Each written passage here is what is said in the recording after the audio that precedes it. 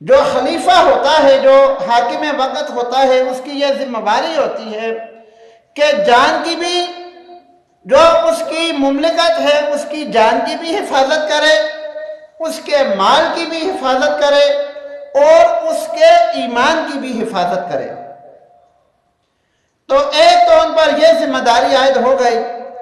کہ یہ جو نو مسلم سمجھنے لگے تھے کہ آپ صلی اللہ علیہ وآلہ وسلم کے اس دنیا سے جانے کے بعد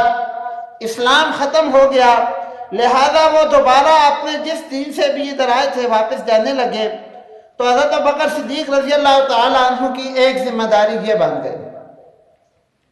دوسری ذمہ داری یہ تھی کہ جب ایسے لوگ ہر معاشرے میں ہر وقت موجود ہوتے ہیں جو موقع سے فائدہ اٹھانے کا فن جانتے ہیں، ایسے ہی لوگ اس وقت بھی پیدا ہو گئے کہ چونکہ پاک پیغمبر صلی اللہ علیہ وآلہ وسلم اس دنیا میں نہیں رہے،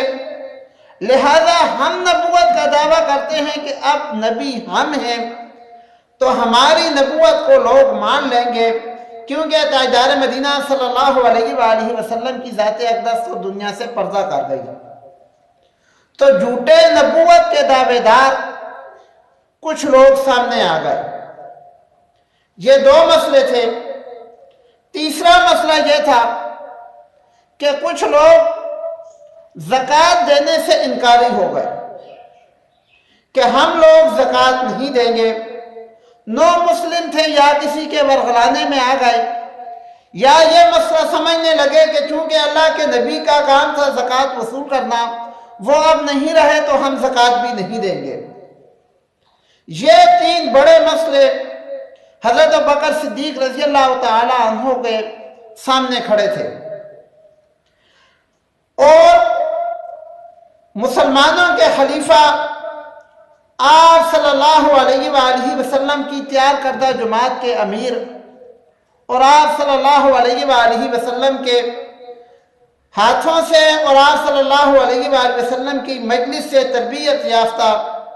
مرد مجاہد حضرت ابوبکر صدیق رضی اللہ تعالی عنہ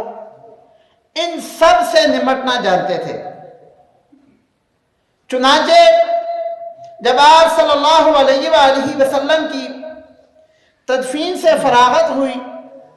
تو آپ رضی اللہ تعالی عنہ نے پہلا کام یہ کیا کہ آپ صلی اللہ علیہ وآلہ وسلم نے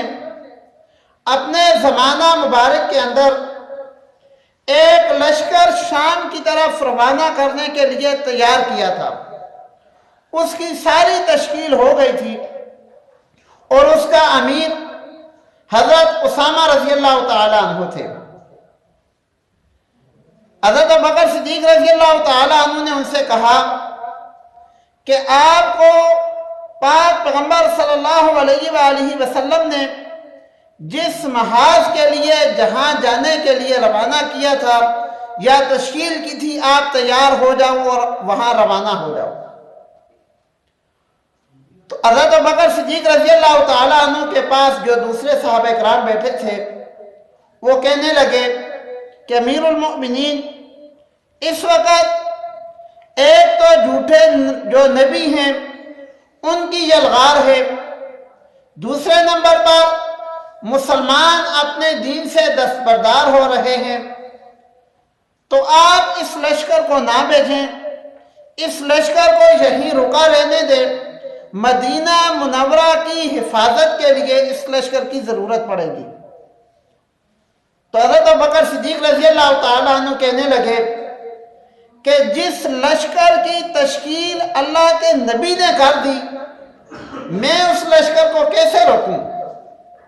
اس کی تشکیل تو اللہ کے نبی نے کی تھی، تو یہ تو جائے گا ہی، اس کو تو کوئی نہیں روک سکتا۔